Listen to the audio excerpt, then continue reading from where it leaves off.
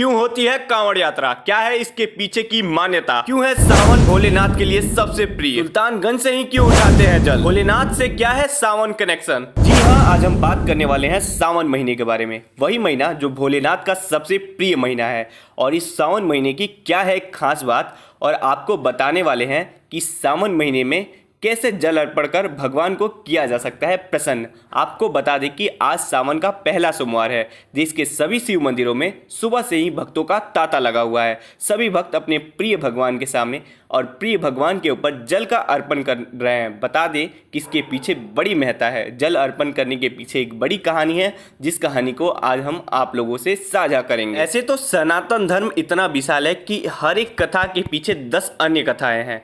एक कहानी के पीछे तर्क और कई कुतर्क हैं, लेकिन बहुत प्रसिद्ध मान्यता जो कि सावन महीने के ऊपर है, माना जाता है कि इसी महीने में समुद्र मंथन हुआ था। और समुद्र मंथन के समय जब विष निकला था मंथन के समय, तो सभी देवता और सभी लोग ऐसे विचलित हो गए कि इसका क्या किया जाए। उसके बाद शिव भगवान सामने आए और उन्होंने उस विष को अपने कंठ में धारण कर लिया, जिसकी वजह से उनको नीलकंठ कहा जाने लगा। और वही समय की मान्यता है कि जब भगवान ने विष को धारण किया तो उसके बाद उन्हें अत्यंत ज्वाला जैसी अनुभूति होने लगी, यानी कि उन्हें बहुत ज़्यादा गर्मी होने लगी, जिसके वजह से देवता समझ नहीं पाए कि इसको कैसे ठीक किया जाए। तो उन्होंने आसपास के जलाशयों से उन पर जल अर्पण करना शुरू कर दिया और पश्चात उनको काफ़ी ज़्यादा सुकून मिला और उनको इस आराम की अनुभूति हुई। तो वो देवताओं को काफ़ी ज़्यादा आशीर्वाद दे रहे थे। जैसे कि आज के समय अगर हम किसी के लिए कुछ काम करते हैं और उनको उससे आराम मिलता है तो हमें आशीर्वाद देते हैं। सेम ऐसा ही भगवान के साथ हुआ। जब भगवान एकदम ज्वलन पदार्थ अपने कंठ में धारण किए हुए थे और ज्वाला से काफ़ी ज़्यादा उन्हें एक परेशानी हो रही थी, तो देवताओं ने उनके ऊपर जल अर्पण किया, जिससे उनको ठंडक की अनुभूति हुई और उन्होंने देवताओं को आशीर्वाद दिया।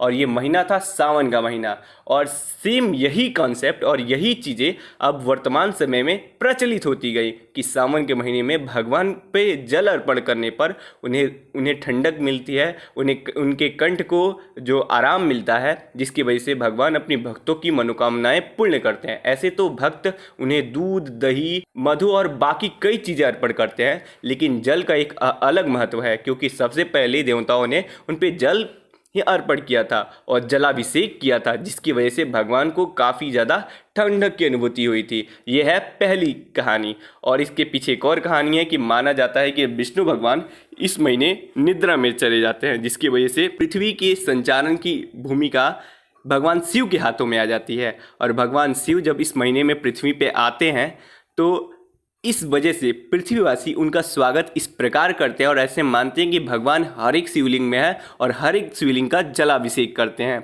यह है दूसरी मान्यता।